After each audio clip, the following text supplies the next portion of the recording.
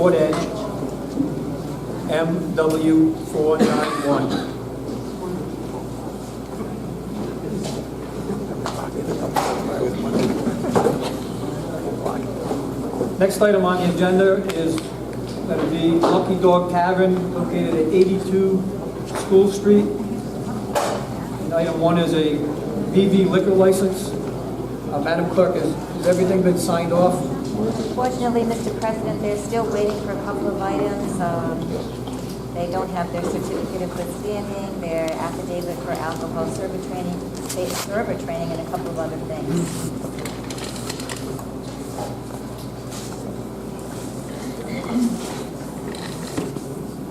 So you suggest we continue to Mr. President? Yep, that's what Mr. Zelinski was just saying.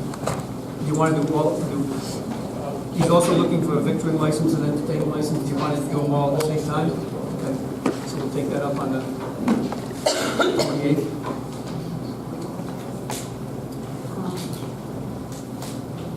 Well, we'll take it up on the next one. Next meeting.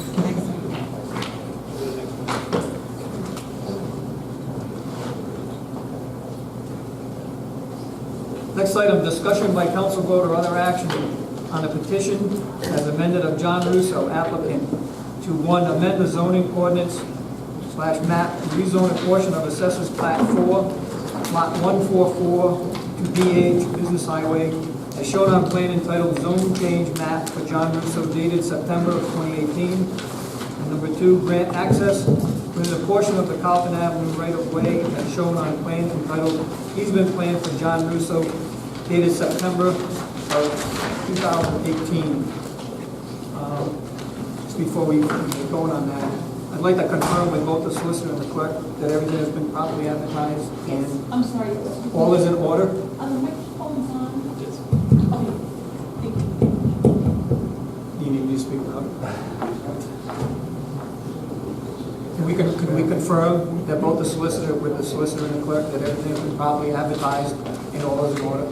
I do, Mr. President. I just want to point out to the council that with regard to the continuation of the public hearing on the zone change, this is still the first reading on that zone change. So when you close the public hearing, assuming if there was an affirmative vote, you'd have to continue for a second reading for passage. Just want the council to be aware of that. It's still the first reading. We opened the public hearing, and we didn't do anything to continue it.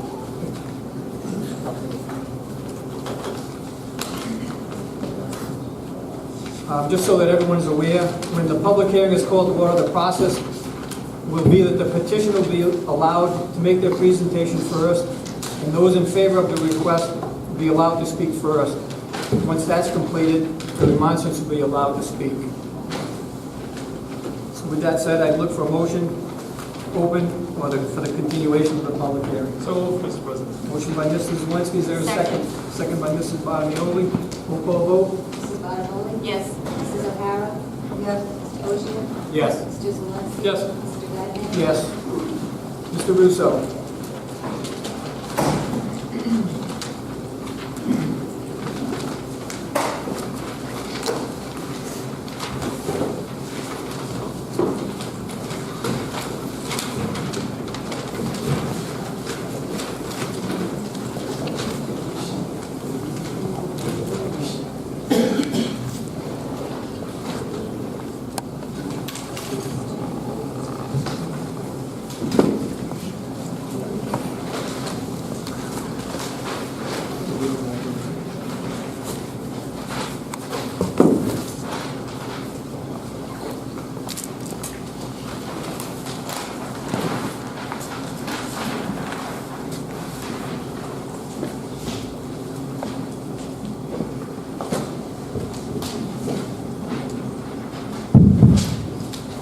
Good evening, Council President, Council members. My name is Tim Dodd, representing John Russo this evening. Thanks for the opportunity to come back. Since we were here back in November, we've had an opportunity to take into account the concerns of the council members, the issues that you voiced to us, as well as concerns of some of the abutting neighbors, both those in favor of our proposal and some of those who are opposed to the proposal. And based upon our last hearing back in November, we have amended what we proposed to put forth before you. And essentially, what we're looking to do is, if the council sees fit to grant the relief that we're requesting, consistent with what happened back in November, we would stipulate and agree to extend Carlton Avenue at the applicant's expense to the satisfaction of the Public Works Department. Last time we were here, we heard from Ray Pendergast. He indicated what he was looking for. We would stipulate that what he's looking for is what we would agree to do. As far as the proposed zone change map, in order to address the concerns of the council, you had certain concerns with the hourglass-shaped lot, so-called, that's what I always call it, and the concern of the neighbors with having a sufficient buffer to the rear. What we're proposing now to do, if you look at the hourglass-shaped lot, which is Lot B, and the larger proposed lot, which is Lot A, have each lot be a split zone lot, so that along this dotted line and what's shaded to the front towards Victory Highway, that would be the split lot portion, which would be Business Highway. The portion to the rear of each lot would remain RS. Mr. Dodd, could I ask you to clarify which map you're looking at? Because we've been given two maps, one dated 12/13 and one dated 1/3/19. Right. The next one that's over here was, I think, submitted, I don't want to say erroneously, but incorrectly, because it doesn't properly take into account the existing lot that was approved by the Planning Commission. So in my view, this is not the right one that you're looking at. Do you mind identifying the one you just removed from the date? Sure. That is dated Last date down the right-hand side. 12/13/18. Okay, so in essence, you're going to be speaking about 1/3/19, correct? Last revision. Yes. Thank you.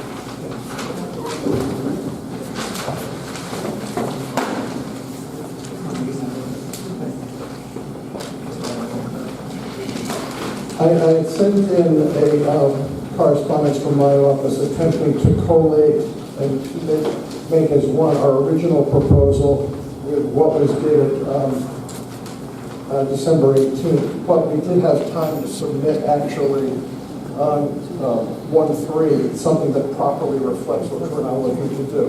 And if you look at it, the rear of Lot A, so-called, creates a significant buffer, which will remain RS, which is, I think, appropriate and addresses the concerns of the neighbors. And there was also a concern about this uniquely shaped lot. Having the front portion zoned Business Highway would allow for future development potentially, and at least it reflects what really happens along Victory Highway. And it allows John Russo Jr. to construct his single-family home to the rear.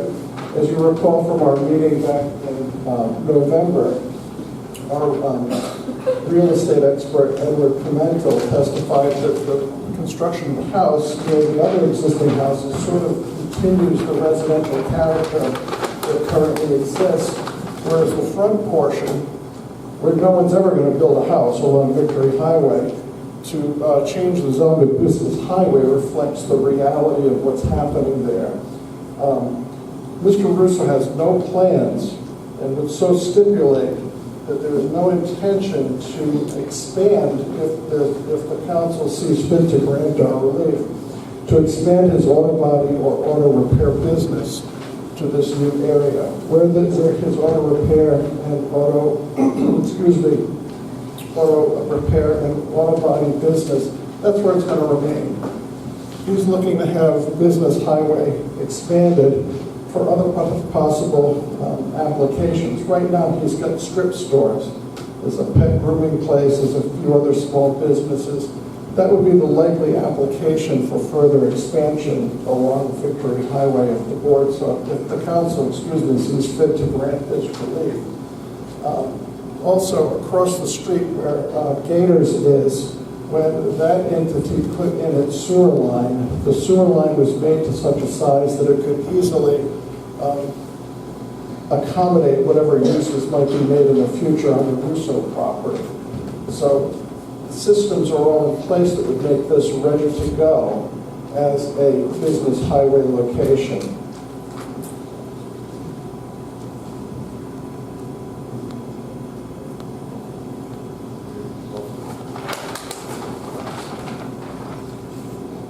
And what we're proposing here, because the planning board saw fit to create and allow for the hourglass-shaped lot, it's unique, it's a concern. A few of you had mentioned concerns about it last time. This is an effort to keep what the planning board certainly knew that we were doing.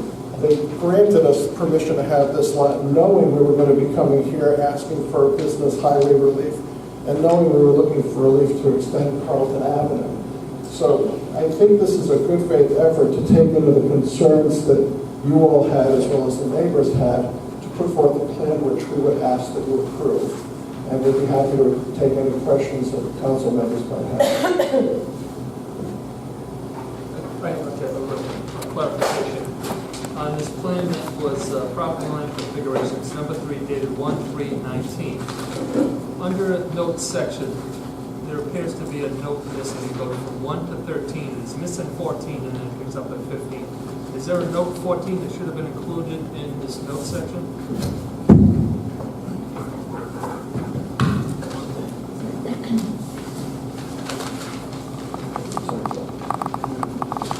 To the best of my knowledge, I believe that's just a typographical error. I don't think there's a missing number 14. I think 15 should have been 14. Okay, so for the record, you would add it back to say 13 and 15 would become 14. Is that correct? I would so stipulate. Okay.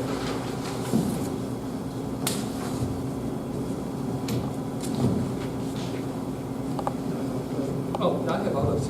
Oh, go ahead. Okay. I made notes on both plans because I didn't know which one was going to be before us. Aesthetically, and to meet the land division subdivision regulations, I know this is not what you're putting forward because you've already excluded it. The last one that was dated 12/13 without a preceding 1/3 actually aesthetically is a more appealing lot if you have access over Carlton Road. That becomes the sticking point, as you're well aware. Yes. Which leads me into, now I'm going to put that plan away, the one that ends with number 2. Putting that away, and I'm looking now at the plan that was updated as recently as January 3rd, 2019. It's a technical legal question. I heard you say earlier that Mr. Russo be amenable to building the road to town specifications according to what Mr. Pendergast had said. Is that correct? Yes. So at this point, you'd be willing to extend the road, meeting all the requirements of land development subdivision regulations? Okay. Yes. And in the last meeting, I believe you said you had a drainage plan. Has that been submitted to someone to review? Sir, may I have your name, please, for the record? My name is John Russo. Thank you. The drainage plan is already on that map that we're looking at.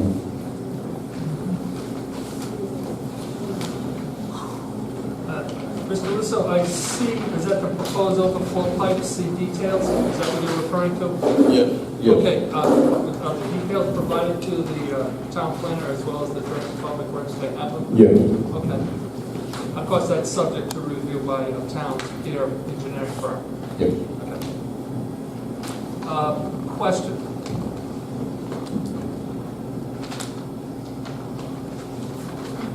Okay, if you continue this road roughly 128 feet, and let's just call it 128, 129, because it's rounded there at .53, you would have frontage, but you're running into difficulties we discussed at the last meeting, that there is a, I would say, grandfathered existing garage in the town's right of way. Correct. So, to build it to town specs, how would that happen with an existing garage? You'd have to have a 10-foot setback from that garage property, the garage itself. Because of the, good question. The town would have to work with us or take the garage down. It's built on the road. Yeah, through an oversight on previous Director of Public Works, it's It's on, Built in the right of way. the right of way. There's a difference. Yeah, well, I know the difference. Trust me, I know the difference. But this comes down to a case of if the town's going to abandon the road, which is another issue, we talked about this, that Mr. Inez and Mr. Perry would have first right to purchase that abandoned property from the center line of the paper road. This is complicated. It's not Yes, easy. yes it is, but don't forget, I have 21 feet on that road as well, so I'd have to be in on the abandonment. I have access to the road, 21 feet. Yep. And I believe when we were last here, the discussion wasn't about abandoning the road, it was about Mr. Russo improving the road. There's two different things. Certainly, we're not asking for an abandonment, we're asking to improve your existing paper street. Sure, which brings me back to the existing garage that's in the paper road. Which someone else built on your right-of-way or your paper street. So, as Mr. Russo said, we'd like to be able to work with the owner of that garage and the town to get something that makes it work for everybody. And take care of the water problem. Yeah, because the slope, as we know, we can still, I don't see the topos, but it is steep coming down. There's going to be sheet rain runoff. You know, everybody talks about 100-year storm coming every 7-point-something years. We're getting one or two, quite often, way less than once every 7 years. So those are my concerns for now. Thanks. Thank you. Mrs. O'Malley, you have any questions? Can you come back to me after the resolution? I do have a question. If you're not looking to expand your business, is there a reason why you're not looking to change it to business neighborhood? Which would then keep it more to office space and service storefronts without I really never thought of that. gas I thought- stations or cars. You don't like cars. Repair. No, I like cars to repairs. I like the ones that can drive on the road and don't sit parked and damaged. We're not looking to do anything automotive over there. We might be looking maybe to put up an office, like a rental company and just rent cars, a few cars up front. Maybe not even that. I just purchased a building in Woonsocket to expand my business in Woonsocket, and they were very happy to have me. I purchased Forbes Auto Body just over the weekend. So we have no interest in expanding hometown auto. The only reason I ask, because the doctor across the street, and where I think Scott has an office, that's business neighborhood. So It's business. that type of business. That's correct, but it doesn't fit on that corner.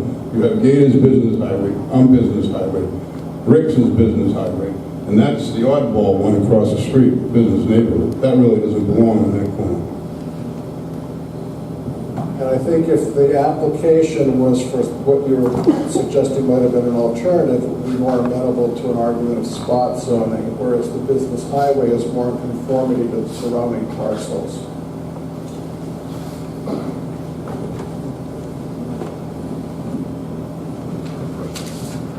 So I have two questions. So the first one is I noticed that it's in a groundwater recharge area. What is the impact to that with the development of a business in that area?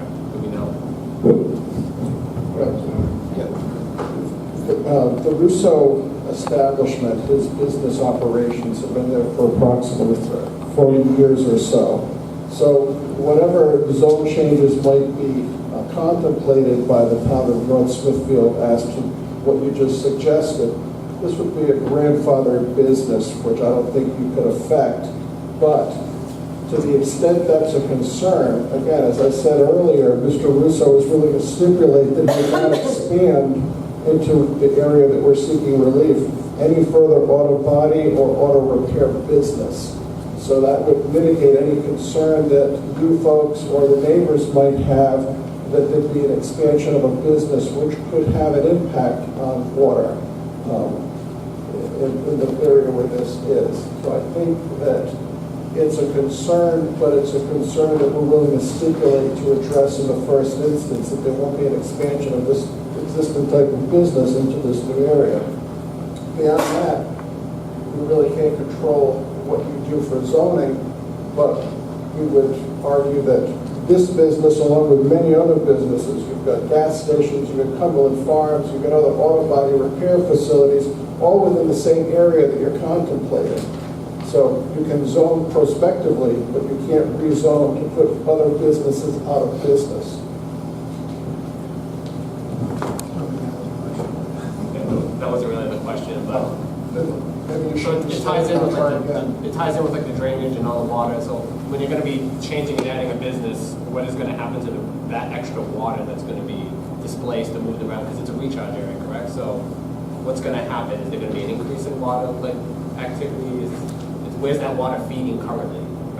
How much you're gonna have Right, you're more going to have impervious surface. You could have an increase potentially, so you could worsen the water flow in that area. Of course, it'd be a drainage plan like Cumberland Farms did. You look at Cumberland Farms, you'll see these little gullies and rocks where the water overflows and goes into the ground.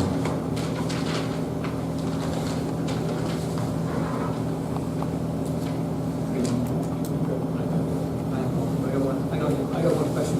In the plan that you submitted on 1/3/2019, where you keep stipulating that Mr. Russo will improve the road, that drawing doesn't show that he's improving the road. He's not improving it to the same width as the road is by that drawing. No, but we have submitted, what I submitted from my office on my letterhead, the first stipulation was consistent with the testimony and comments of Reagan Pendergrass, applicant agrees to extend Carlton Avenue at applicant's expense to the satisfaction of the Public Works direction. So whatever he says is what we have to do at our expense, whether it includes drainage to address the concerns of the councilman about surface water runoff, to get it to town standards. That's what we're stipulating to do. If we don't do it, we'll never get a building, we'll never